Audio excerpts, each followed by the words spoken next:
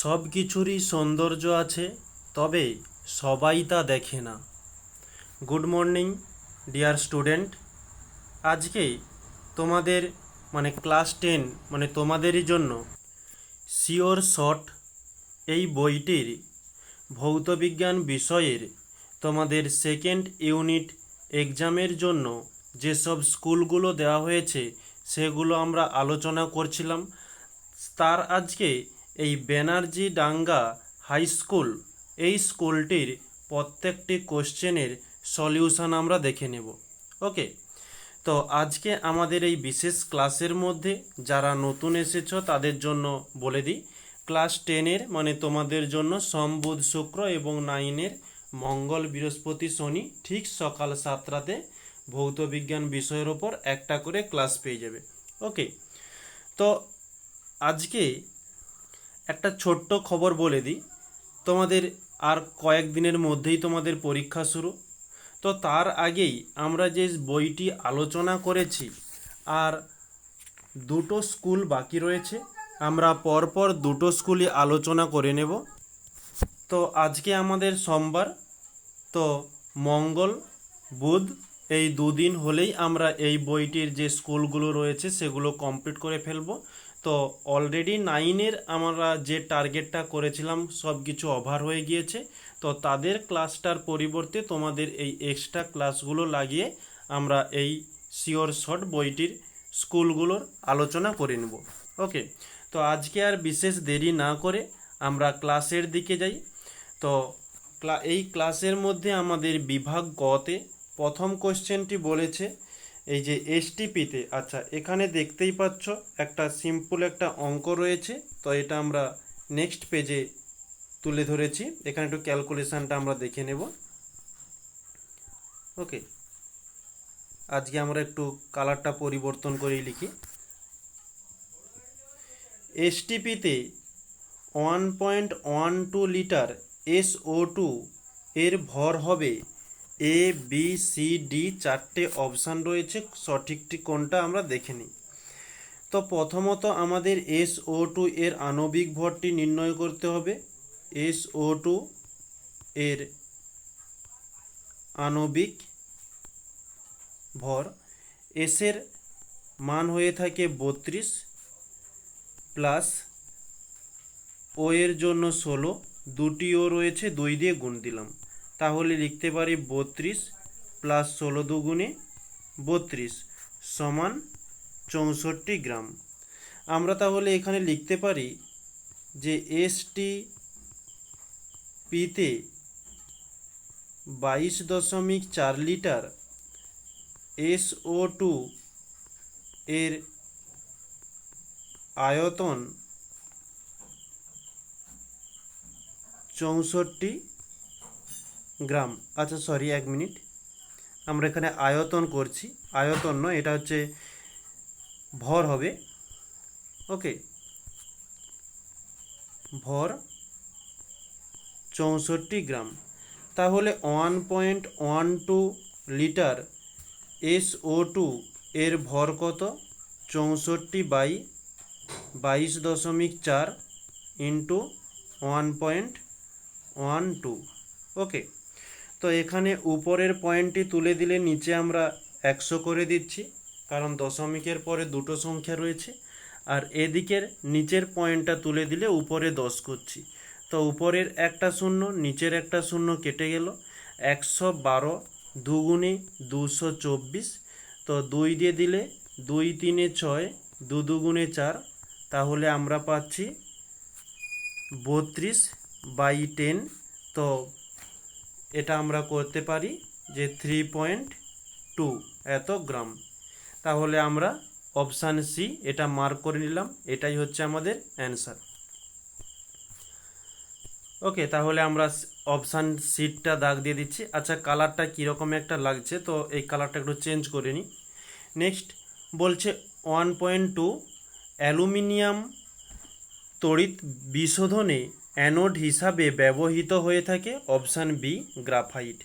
Next H2S ক্ষারের সঙ্গে বিক্রিয়া করে কয় ধরনের লবণ উৎপন্ন হয়ে থাকে? 4 ধরনের।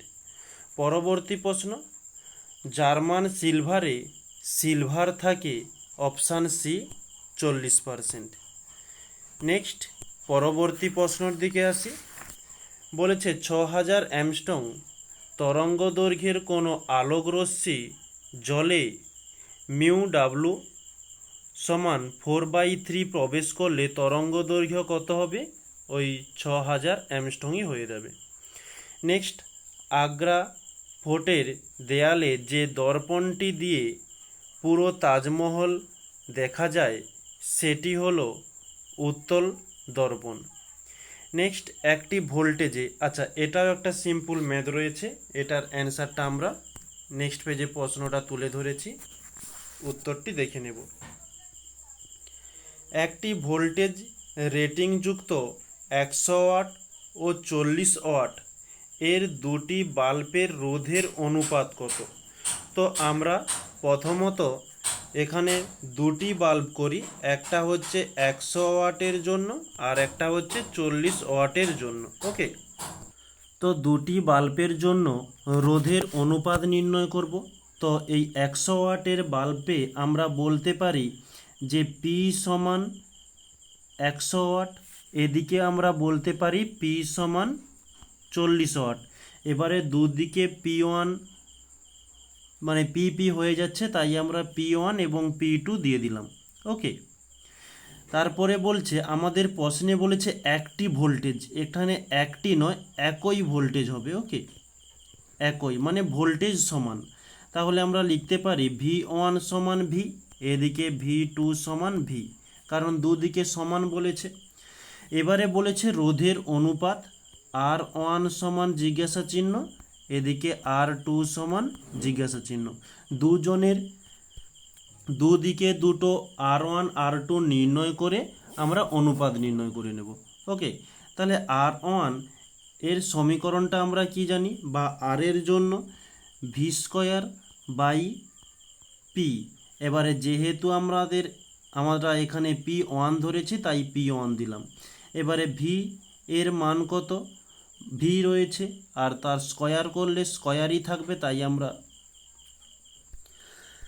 V² করলাম, বাই P1 এর মান রয়েছে 100, তাই আমরা 100 দিয়ে দিলাম।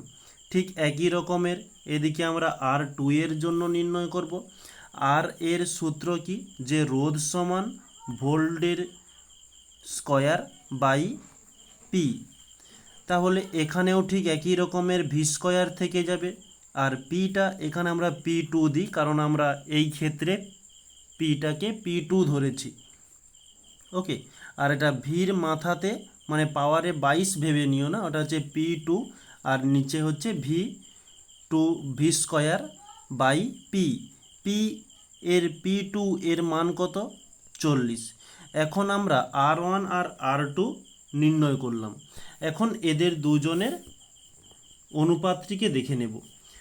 তো দুজনের অনুপাত এখানে আমরা লিখতে পারি যে R1/R2, এই যে R1/R2 করতেই পারি।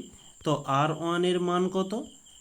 V²/100 বাই R2 এর মান কত? V²/40। তো এটাকে আমরা এখানে না লিখে একেবারে ঘুরিয়ে লিখে দিচ্ছি। ওকে, ওটা তাহলে ঘুরে যাবে যে 40/V²।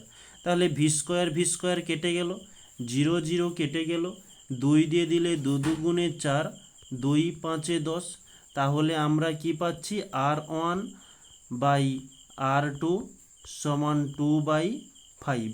এখান থেকে আমরা লিখতে পারি R1 অনুপাত R2 সমান 2:5। এটাই হচ্ছে আমাদের অ্যান্সার।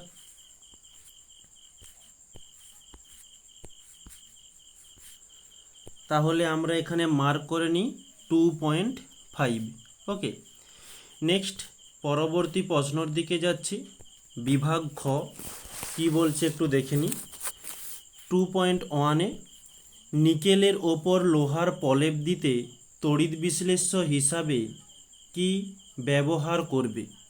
তো এই 2.1-এর উত্তরটি আমরা নেক্সট পেজে এখানে করে দিচ্ছি 2.1 দিয়ে, যে উত্তরটি হয়ে যাবে NiSO4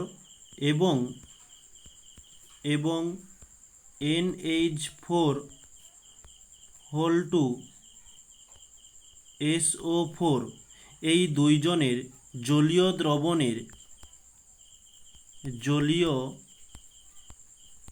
দ্রবণের সঙ্গে সামান্য বোরিক অ্যাসিড মিশিয়ে তড়িৎ বিশ্লেষ্য রূপে ব্যবহার করা হয়। ওকে, তড়িৎ বিশ্লেষ্য রূপে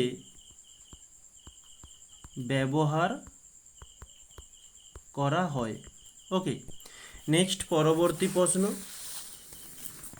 2.1-এর অথবাতে আরও একটি প্রশ্ন বলছে, তড়িৎ বিশ্লেষণ প্রক্রিয়ায় কী প্রকার তড়িৎ প্রবাহ ব্যবহার করা হয়?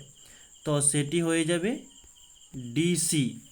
ওকে, বা যাকে আমরা সমপ্রবাহ বলে থাকি।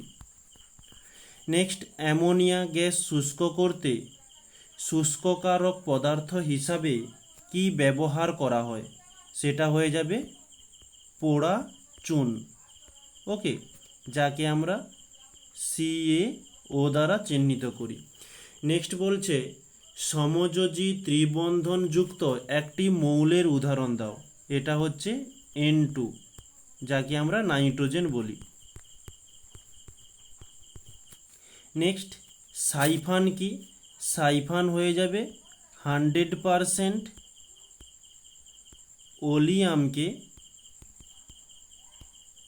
ওলিয়ামকে সালফান বলে।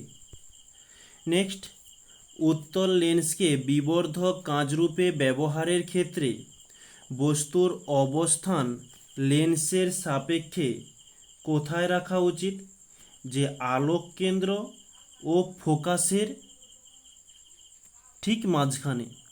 তাহলে আমরা এখানে দাগ নম্বরটা দিয়ে নেক্সট পেজে করে দিচ্ছি 2.5, যে লেন্সের আলোক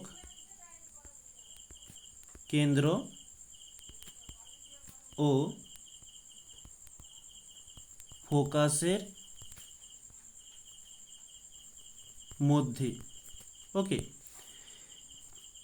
নেক্সট পরবর্তী প্রশ্ন, বিক্ষেপিত আলোর তীব্রতা ও তরঙ্গ দৈর্ঘ্যের সম্পর্ক কী? তো বিক্ষেপিত আলোর তীব্রতাকে আমরা I দ্বারা চিহ্নিত করি, আর তরঙ্গ দৈর্ঘ্য হচ্ছে ল্যামডা। তো এদের দুজনের সম্পর্ক হয়ে যাবে I সমানুপাতি 1/λ⁴। ওকে, নেক্সট পরবর্তী কোশ্চেন যাচ্ছে, অথবাতে বলছে, একটি উত্তল লেন্সের অর্ধেকটা কালো কাগজে মুড়ে দিলে বস্তুর প্রতিবিম্বের কীরূপ পরিবর্তন হয়? এখানে তাহলে হবে যে কোনো পরিবর্তন হবে না, শুধু উজ্জ্বলতা কমে যাবে। শুধু উজ্জ্বলতা কমে যাবে। ওকে, নেক্সট বলছে, একটি কোষে তড়িৎচালক বল E ভোল্ট কোনো ধনাত্মক মেরু থেকে ঋণাত্মক মেরুতে 2 কুলম আধান নিয়ে যেতে কত কার্য করতে হবে? ওকে, তো আমাদের এখানে যে সমীকরণটি জানি, আচ্ছা এখানেই ছোট্ট করে লিখে দিচ্ছি, যে V সমান W/Q, এটা আমাদের জানা। তো কার্য বলেছে, তাই আমরা W সমান লিখতে পারি VQ। ওকে, এবারে এখানে তড়িৎচালক বল মানে V এর মান বলেছে E, তাই আমরা V এর কাছে E দিলাম, ইন্টু Q এর মান হচ্ছে বলেছে 2Q, তাই আমরা 2Q দিলাম। এখন এটাকে সমাধান করলে আমরা পেয়ে যাব 2QE। ওকে, নেক্সট পরবর্তী প্রশ্ন, উষ্ণতার বৃদ্ধিতে অর্ধপরিবাহীর রোধ কিভাবে পরিবর্তন হয় তা লেখচিত্রের সাহায্যে দেখাও। আচ্ছা, এখানেই ছোট্ট করে একটু লেখচিত্র করে দিচ্ছি। এদিকটা হয়ে যাচ্ছে রোধ আর এদিকটা হয়ে যাবে উষ্ণতা। ওকে, উষ্ণতা, আর এর গ্রাফটি ঠিক হয়ে থাকে, এক মিনিট এদিকে একটু তীর চিহ্ন দিয়ে দিই, ঠিক এভাবে অর্ধবৃত্তের মতো। ওকে, নেক্সট পরবর্তী প্রশ্ন, এখন আমরা বিভাগ গ এবং খ কমপ্লিট করলাম। নেক্সট, আচ্ছা এখানে আমরা দুটো কোশ্চেন ছেড়ে গিয়েছিলাম, তো ওটা নিয়ে নিয়েছি, একটু দেখে নাও। 2.9-এ বলছে কিলোওয়াট ঘন্টা কোন ভৌত রাশির একক? এটা হচ্ছে তড়িৎ শক্তি, একটা ভৌত রাশি, তার একক হচ্ছে কিলোওয়াট ঘন্টা। নেক্সট, কোনো বদ্ধ কুণ্ডলীর সঙ্গে জড়িত ড্যাশ পরিবর্তন হলে কুণ্ডলীতে ইএমএফ আবিষ্ট হয়, সেটা হচ্ছে চৌম্বক প্রবাহ। ওকে, এখন আমরা বিভাগ গয়ের দিকে যাচ্ছি। তো বিভাগ গয়ের প্রথম কোশ্চেন বলছে অ্যামোনিয়াতে বা অ্যামোনিয়া গ্যাসকে শুষ্ক করতে গাঢ় H2SO4 বা P2O5 ব্যবহার করা যায় না কেন? এই যে দু লাইনের মধ্যে উত্তরটি দিয়েছি।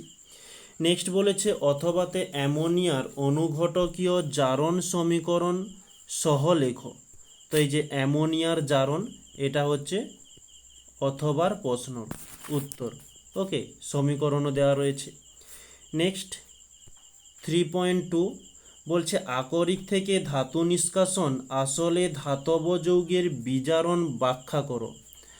তো এখানে আকরিক থেকে ধাতু নিষ্কাশন মানে এই যে কপার সালফেট থেকে কপার নির্গত হয়েছে, এই যে CuSO4 থেকে Cu নির্গত হয়েছে, এটি হচ্ছে কপার সালফেট হচ্ছে একটা আকরিক, আর সেখান থেকে কপার নির্গত হয়েছে, আর এই বিক্রিয়াটি হচ্ছে এক প্রকারের বিজারণ বিক্রিয়া। ওকে, বিজারণ, আর তার ব্যাখ্যা হিসাবে এই যে 3 লাইনের মধ্যে উত্তর কমপ্লিট। নেক্সট 3.3 বলছে উত্তপ্ত কপার অক্সাইডে ওপর দিয়ে অ্যামোনিয়া গ্যাস চালনা করলে কি ঘটবে সমীকরণ সহ লেখো। এই যে কপার অক্সাইড মানে CuO, তার সঙ্গে অ্যামোনিয়া NH3কে যুক্ত করা হয়েছে, তার সঙ্গে নাইট্রোজেন গ্যাস, কপার এবং জল তৈরি হয়েছে, এবং একটু অল্প স্বল্প করে 2-3 লাইনের মধ্যে ভাষাটাকেও মানে শর্তটাকেও কমপ্লিট করেছি। নেক্সট 3.4, আচ্ছা এখানে একটি ম্যাথ বলছে, এটার সলিউশনটা আমরা একটু দেখে নেব। 3.4, একটি 2 ভোল্ট এর ব্যাটারিকে 10 ওহম রোধের সঙ্গে বর্তনীতে যুক্ত করা হলো। 10 ওহম রোধটির দুই প্রান্তে একটি ভোল্টামিটার যুক্ত করলে 1.5 ভোল্ট পাঠ পাওয়া যায়। ব্যাটারিটির অভ্যন্তরীণ রোধ কত? তো আমাদের এই প্রশ্নটিতে প্রথমত কি কি বলেছে সেটা আগে আমরা একটু তুলে নিই। তো 2 ভোল্ট এটা হচ্ছে ই এর মান। ওকে, ই সমান তড়িৎচালক বল, আর ই সমান বলেছে 2 ভোল্ট।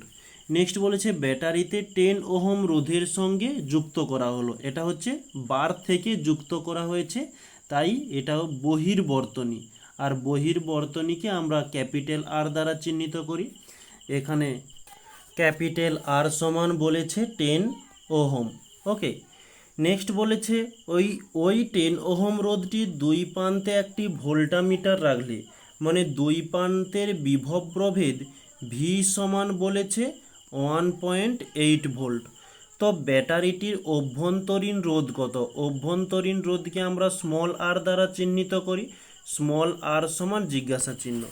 তো আমরা অভ্যন্তরীণ রোধকে স্মল আর ধরি, এটা আমরা জানি, তাই আমরা এখানে আর লিখলাম না। ওকে, তো এখানে লিখতে পারি যে বহির্বর্তনীতে রোধের মধ্যে প্রবাহ মাত্রা বহির বর্তনীতে রোধের মধ্যে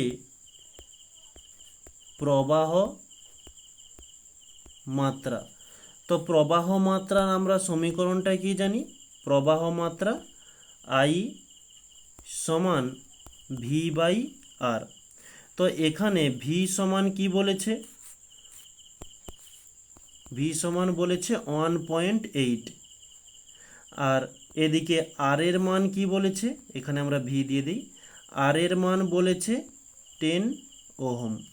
তাহলে আমরা এই পয়েন্টকে তুললে নিচে 10 করতে পারি, তাহলে উপরে 18, আর নিচে দেখো একের পরে এদিকে একটা শূন্য, এদিকে একটা শূন্য, দুটি শূন্য রয়েছে, তাই আমরা উল্টো দিক থেকে দুটো সংখ্যার পরে দশমিক দিয়ে দিলাম। ওকে, তার আগে একটা শূন্য দিই। তো ওহম এবং ভোল্ট দুজনে গুণ করলে আমরা পেয়ে যাব অ্যাম্পিয়ার, বা তড়িৎ প্রবাহের একক অ্যাম্পিয়ার হয়ে থাকে। এখন নেক্সট আমরা আর একটি প্রবাহ মাত্রার সূত্র লিখতে পারি, যে প্রবাহ মাত্রা আই সমান E by capital R plus small R. এটা তো আমরা, এই সমীকরণটাও আমাদের জানা। তো ই এর মান কি? ই এর মান প্রশ্নে দেওয়া ছিল 2। আচ্ছা, তার আগে আমরা এই সমীকরণ থেকেই স্মল আরটিকে নির্ণয় করব। তাই এখানে এই স্মল আরটিকে আমরা সমানের অপোজিটে নিয়ে চলে আসি। তো capital R plus small R ভাগ আকারে রয়েছে, অপোজিটে গেলে গুণ আকারে আসবে। আর প্লাস স্মল মানে capital R plus small R into I সমান ই যেমন ছিল ই রাখলাম। এবারে এই আইটা এখানে গুণ আকারে আছে, অপোজিটে গেলে ভাগ হয়ে যাবে, তাহলে ক্যাপিটাল আর প্লাস স্মল আর সমান ই বাই আই। এখানে আবার দেখো, আমরা যেহেতু স্মল আরকে নির্ণয় করব, তাই আমরা স্মল আরকে রাখলাম, ক্যাপিটাল আরকে অপোজিটে নিয়ে গেলাম। ক্যাপিটাল আর এর সামনে কিছু নেই মানে প্লাস চিহ্ন রয়েছে, তো উল্টো দিকে গেলে মাইনাস হয়ে যাবে। তাহলে আমরা এখানে করতে পারি যে small R E by I into, আচ্ছা ইন্টু দিচ্ছি, সরি, মাইনাস ক্যাপিটাল আর। এবারে আমরা মানগুলো ধীরে ধীরে পুট করব, যে ই এর মান কত 2, আই এর মান কত 0.18, মাইনাসকে মাইনাস চলে এলো, আর ক্যাপিটাল আর এর মান হচ্ছে 10। ওকে, এবার এখানে পয়েন্ট তুলে দিলে আমরা উপরে 100 করে দিলাম, সমানটা দিলাম যে, তাহলে 2-এর সঙ্গে 100 গুণ করলে আমরা পাচ্ছি 200 বাই নিচে 18 মাইনাস 10। ওকে, তো এটাকে লসাগু করলে আমরা নিচে 18 পেয়ে যাব, এদিকে হচ্ছে 200 মাইনাস 18, 10-এ 180। তো 200 থেকে 180 মাইনাস করলে পাচ্ছি 20 বাই 18। তো 20-কে 18 দিয়ে ভাগ করো, বা কাটাকাটি করে একটু ছোট করতে পারো। 2 একে 2, 0, 2 লং 18, তাহলে 10/9। আর 10/10কে 9 দিয়ে ভাগ করলে আমরা পেয়ে যাব 1.11 করে চলতে থাকবে, তাই আমরা 1.11 করলাম। এত, যেহেতু আমরা রোধের মান নির্ণয় করছি, তার একক হয়ে যাবে ওহম। ওকে, এটি হচ্ছে আমাদের অ্যান্সার। নেক্সট পরবর্তী পেজে আরও একটি ছোট ম্যাথ রয়েছে, এটা একটু আমরা দেখে নেব। প্রদত্ত বর্তনীতে বি ও সি বিন্দু দুটির তুল্যরোধ নির্ণয় করো। তো এই বি এবং সি এর তুল্যরোধ নির্ণয় করতে বলছে। আমরা দেখতে পাচ্ছি এখানে একটা চিত্র রয়েছে। তো এই চিত্রটাকে আমরা যদি আরেকটু ঠিকঠাকভাবে গঠন করি, একে এভাবেও করা যেতে পারে, একটু লক্ষ্য করবে।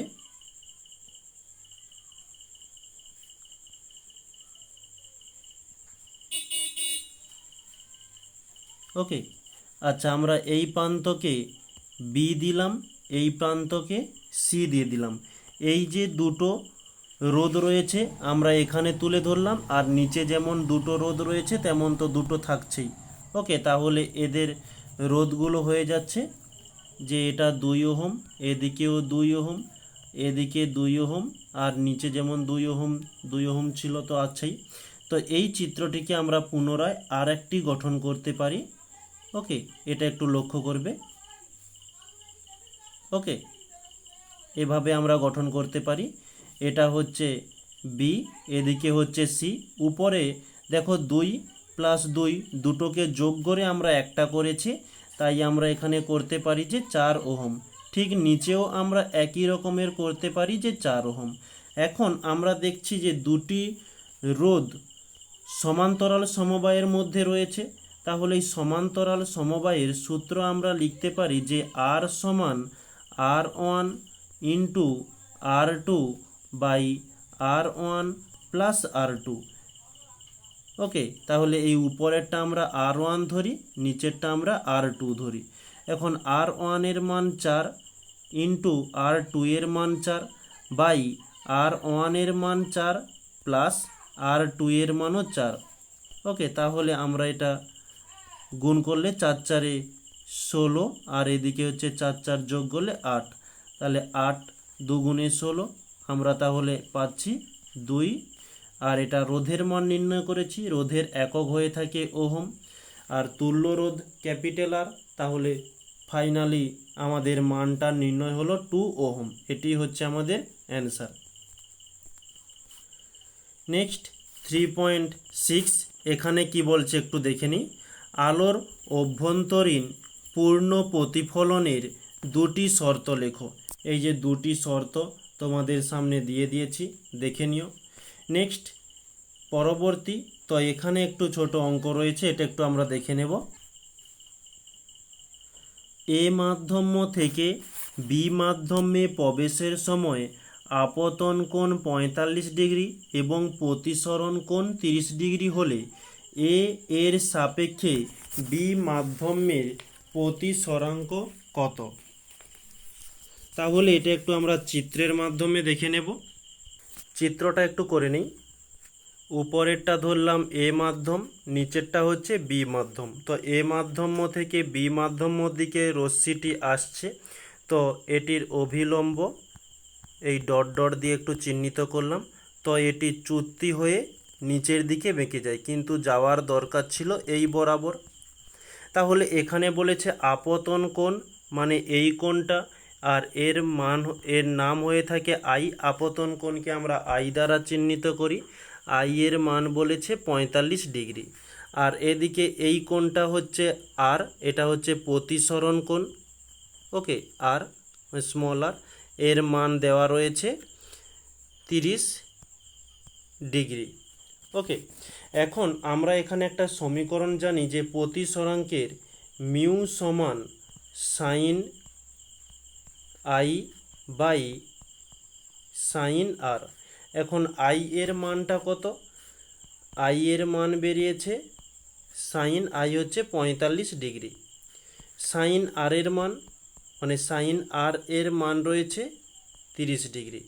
এখন তোমরা নিশ্চয়ই তোমাদের ম্যাথে পড়েছ যে সাইন 45 ডিগ্রির মান কত এবং সাইন 30 ডিগ্রি, এগুলো নিশ্চয়ই জেনেছ। তো সেই মানগুলো আমরা এখানে পুট করব। তো সাইন 45 ডিগ্রির মান হয়ে থাকে 1/√2, আর সাইন 30 ডিগ্রির মান হয়ে থাকে 1/2। ওকে, এখন এটিকে আমরা পাশে ক্যালকুলেশন করছি। তো 1/√2, আর নিচে যেটা রয়েছে এটা উল্টে যাবে, 2/1। এখন যে কোনো ক্ষেত্রে নিচে কখনো রুট থাকে না, আর যদি রুট থাকে তাহলে সেই সংখ্যাটিকে আমরা উপর নিচে গুণ করব। ঠিক সেরকমই নিচে √2 রয়েছে, তাই আমরা নিচে √2 দিয়ে গুণ করলাম, আর উপরেও √2 দিয়ে গুণ করলাম। ওকে, এখন উপরে আমরা পাচ্ছি 2√2, নিচে আমরা পাচ্ছি √2 ইন্টু √2 গুণ হয়ে যাচ্ছে 2। তাহলে নিচের 2 উপরের 2 কেটে দিলাম, আমরা ফাইনালি পেয়ে গেলাম √2। এটি কার মান? মিউ এর মান। আর এটি আমাদের চেয়েছে যে প্রতিসরাঙ্ক মিউ এর মান কত। অ্যান্সারটি হয়ে যাবে √2। নেক্সট আমরা এখন বিভাগ গ কমপ্লিট করলাম। বিভাগ ঘ এর দিকে চলে এসেছি। প্রথমত এখানে বলেছে যে 4.41 যে নেসনার বিকারক কী। তো এটার অ্যান্সারটা আমরা লিখে দিচ্ছি যে পটাশিয়াম মারকিউরিক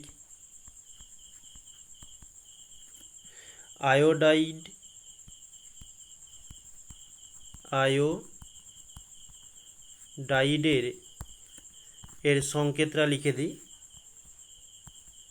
যে K2Hg(I4). ওকে, তো এর ক্ষারীয়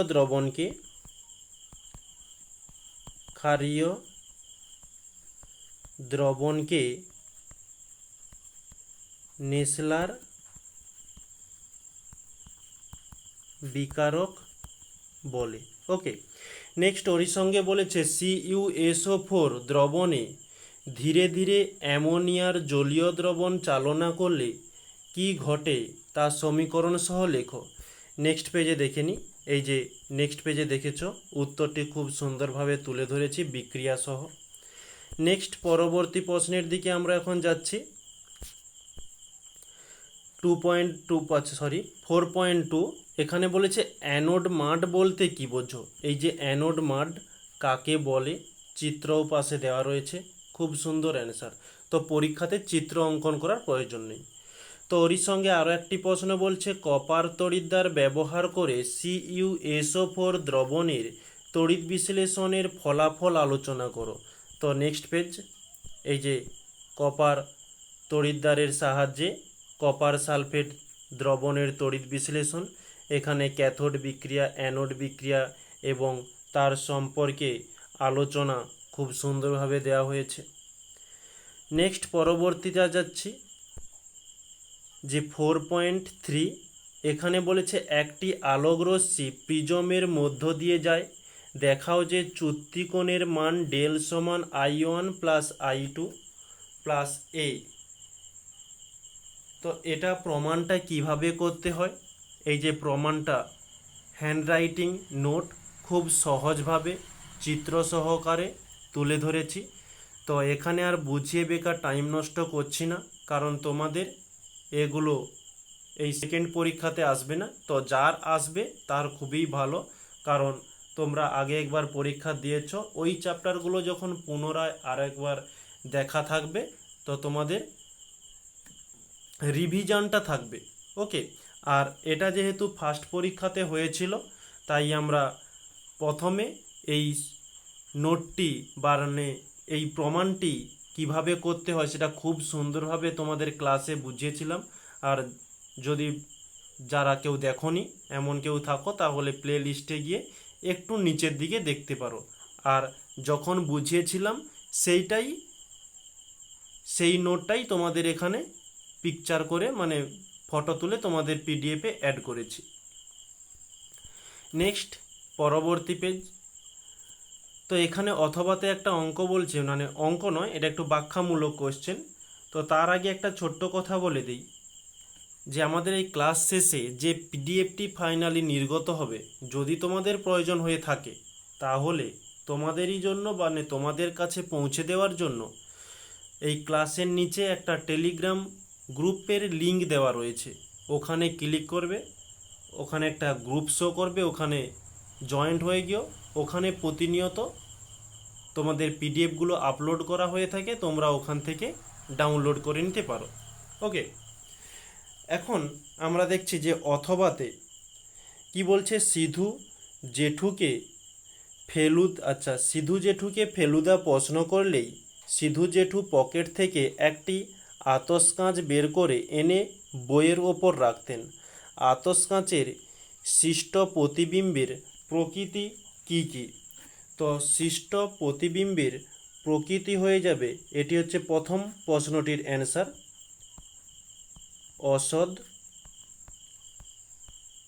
সোজা, ও বস্তুর তুলনায় অনেক বড়। নেক্সট বলছে কি কি ধরনের লেন্স ব্যবহার করে আতশকাঁচ গঠন করা হয়ে থাকে, সেটা হচ্ছে উত্তল লেন্স। আচ্ছা, স্পেলিংটা ভুল হয়ে গেল, উত্তল লেন্স। ওকে, নেক্সট বলছে প্রতিবিম্ব গঠনের লেখচিত্র অঙ্কন করো। আচ্ছা, প্রতিবিম্বে গঠনের লেখচিত্রটা একটু দেখিয়ে দিই। আচ্ছা, এই যে দেখতে পাচ্ছ তার চিত্রটা খুব সুন্দরভাবে তুলে ধরেছি, যে এইটুকু লেটারটি দাদু যা আতশকাঁচকে নির্গত করেছে, মোটামুটি দেখতেই পাচ্ছ কীরকম বড় বড় দেখাচ্ছে। আচ্ছা, মানে এখানে দাদু যেহেতু বলেনি আর কি, এখানে জেঠুর কথা বলেছে, কারণ সাধারণত এই সব কারবার বা চশমাযুক্ত কারবার জেঠুদেরই হয়ে থাকে। এবারে ছোট বাচ্চাদেরও হয়, সেটা না বলছি না। ওকে, নেক্সট পরবর্তী প্রশ্নর দিকে যাচ্ছি। 4.4 এখানে কি বলেছে একটু দেখে নিই। 100 ওয়াটের 3টি বাল্ব, 75 ওয়াটের 2টি পাখা প্রত্যহ 10 ঘন্টা এবং 1000 ওয়াটের একটি পাম্প প্রত্যহ 15 মিনিট করে চলছে। মার্চ মাসে কত ইউনিট বিদ্যুৎ খরচ হবে? তো এখানে মোট ওয়াটটা একটু নির্ণয় করে নিই। আচ্ছা, মোট ওয়াট, এক মিনিট, মোট এখানে মোট ওয়াট তাহলে কত হচ্ছে, যে 100 ওয়াটের 3টি বাল্ব, তাই আমরা 100কে 3 দিয়ে গুণ করলাম, প্লাস 75 ওয়াটের 2টি পাখা, 75 ইন্টু 2, তার সঙ্গে দেখো শেষের দিকে দেওয়া রয়েছে, মানে ওই লাইনে 1000 ওয়াটের একটি পাম্প, তাহলে 1000 ইন্টু 1 দিলাম। তাহলে 100 গুণিতক 3 সমান 300, প্লাস 75 ইন্টু 2 সমান 150, প্লাস 1000 ইন্টু 1 সমান 1000। তাহলে টোটাল আমরা এখান থেকে পাচ্ছি যে 1450 ওয়াট। ওকে, নেক্সট এবার মোট সময় আমরা দেখি। মোট সময় দেখো, 100 ওয়াটের 3টি বাল্ব, 75 ওয়াটের 2টি পাখা প্রত্যেক দিন 10 ঘন্টা করে চলছে। ওকে, এবার বলছে 1000 ওয়াটের পাম্প প্রতিদিন 15 মিনিট করে চলছে, তাহলে আমাদের প্রতিদিনের কাজ হচ্ছে কত, 10 ঘন্টা 15 মিনিট। এবারে 15 মিনিট থেকে যদি আমরা ঘন্টাতে নিয়ে যাই, তাহলে 60 দিয়ে ভাগ দিলাম। ওকে, 15 4 60, এটি তাহলে ঘন্টাতে হয়ে গেল। আচ্ছা, এর পরবর্তী লাইনে এটা করে দিই, যে 10 ঘন্টা প্লাস 15/60 এত ঘন্টা, তাহলে 15 4 60, তাহলে 1/4, 10 ঘন্টা প্লাস 1/4 ঘন্টা, এটাকে পাশে একটু করে দিই, সমান 10 ঘন্টা প্লাস 1/4 মানে 0.25 ঘন্টা। একে আমরা করতে পারি 10.25 ঘন্টা। ওকে, আচ্ছা, এখানে মোট সময় রয়েছে, এটাকে মোট কেটে দিই, শুধু সময় হলো। এবারে বলেছে 31 মাসের, মানে সরি 31 বলছি, মার্চ মাস বলেছে। মার্চ মাস যেহেতু বলেছে, মার্চ মাসে 31 দিন হয়, তাই আমরা 31 দিয়ে গুণ করব। এখানে লিখে দিই যে মার্চ মাসে 31 দিন হয়। এবারে আমরা করব মোট সময়, আর সেটা যে সময় নির্ণয় করেছিলাম সেটা হচ্ছে দৈনিক, মানে প্রত্যেক দিন। তাহলে প্রত্যেক দিন যদি অত হয়, 31 দিনে কত হবে, 10.25 ঘন্টা ইন্টু 31, তাহলে এটা ক্যালকুলেশান করলে আমরা পেয়ে যাব 317.75 ঘন্টা। ওকে, এখন আমরা যাচ্ছি যে 1 বিওটি, মানে এটা একটা সূত্র, 1 বিওটি সমান ওয়াট ইন্টু ঘন্টা বাই 1000। আচ্ছা, এখানে আর একটা ছোট কথা বলে দিই, আমাদের ওয়াট যেগুলো থাকবে ওয়াটগুলো যোগ করলাম এবং সময়গুলো যোগ করে যত দিনের খরচ বের করতে বলছে কেবলমাত্র এই সময়কে দিন সংখ্যা দিয়ে গুণ করব, ওয়াটকে গুণ করব না। তো আমি আরেকটা ক্লাস করেছিলাম, তো সেখানে ভুলবশত ওয়াটকে দিন দিয়ে গুণ করে ফেলেছি। তো ওখানে যেহেতু কমেন্ট বক্সে কানেকশানটা করে দিয়েছি, তোমরা যদি কেউ দেখে থাকো তাহলে ওটা একটু কানেকশানটা করে নিও। ওকে, তো ওয়াটকে দিন দিয়ে গুণ করা যাবে না। তাহলে এখানে ওয়াট সমান আমাদের কত নির্ণয় হয়েছিল? 1450, আর ঘন্টা কত? 317.75 বাই নিচে 1000 যেমন ছিল তেমন দিয়ে দিলাম। এখন এটাকে যদি আমরা ক্যালকুলেশান করি, এই পয়েন্টটাকে তুলে দিলে নিচে 100 হয়ে যাবে, আর এই উপরেরটাকে বা একটা জিরো কেটে দাও, 5 দিয়ে কাটাকাটি করতে পারো, 5 2 10, 5 লং 45, 5 2 10। ওকে, তো আরও কাটাকাটি যাবে, তার থেকে আমার মনে হয়, তো এটা যদি সম্পূর্ণ কাটাকাটি চলে যেত তাহলে অবশ্যই করতাম, সম্পূর্ণ যাবে না, ভাগ করলে পয়েন্টে উত্তর আসবে, তাই আমার মনে হয় নিচে শূন্য থাকলেই সব থেকে বেস্ট হবে। ওকে, আমরা যেটা কেটেছি এটাও একটু আমরা ক্যান্সেল করে দিই। ওকে, তাহলে তোমাদের সুবিধা হবে। তো উপরের যে গুণটা আছে এটা আমরা গুণ করলে পেয়ে যাব 4607375। এবারে বাই নিচে দেখো 1 2 3, এদিকে 1, মানে 4টে শূন্য রয়েছে, তাহলে আমরা ঠিক উল্টো দিক থেকে 4টি সংখ্যার পরে দশমিক দিয়ে দিলাম, তাহলে এটা হচ্ছে এত ইউনিট। ওকে, এটাই আমাদের চেয়েছে যে মার্চ মাসে কত ইউনিট বিদ্যুৎ খরচ হবে, তাহলে এই যে 460.7375 ইউনিট কারেন্ট খরচ হবে। ওকে, নেক্সট অথবাতে বলছে তড়িৎ প্রবাহের তাপীয় প্রভাব সংক্রান্ত জুলের সূত্রগুলি লেখো।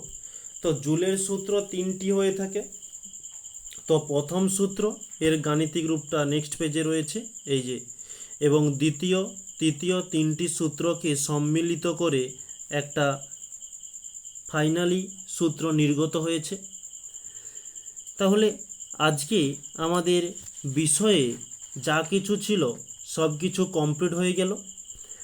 তো আমরা প্রথমেই ক্লাস শুরুর আগেই তোমাদের বলেছি যে রুটিনের সময় আমরা আগামী 1-2 দিন কন্টিনিউ ক্লাসটা করে যাব, কারণ এই শিওর শর্ট বইটি আর শেষ হতে আর 1-2 মানে ওই 2টো স্কুল রয়েছে, এটা আমরা পরপর 2 দিন ক্লাস করে আমরা এই বইটিকে শেষ করে ফেলবো, যেহেতু তোমাদের সামনে পরীক্ষা চলে এসছে তাই আর বেশি দেরি করব না।